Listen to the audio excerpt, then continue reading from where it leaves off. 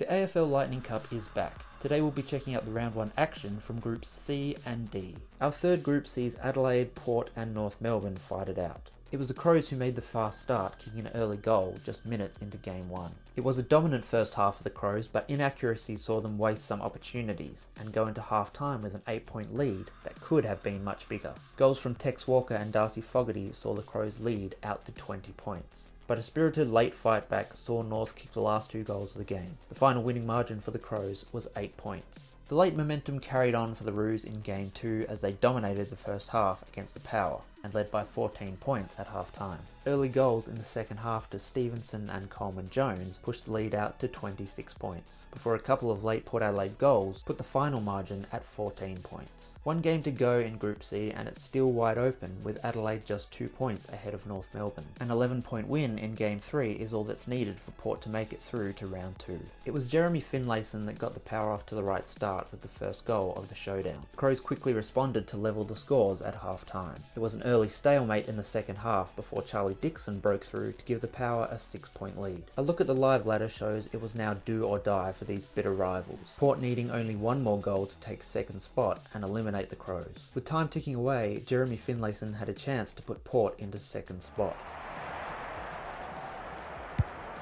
The distance is the only problem. They've given it up. It was an edge of your seat last few minutes with the ball locked in Port's forward 50.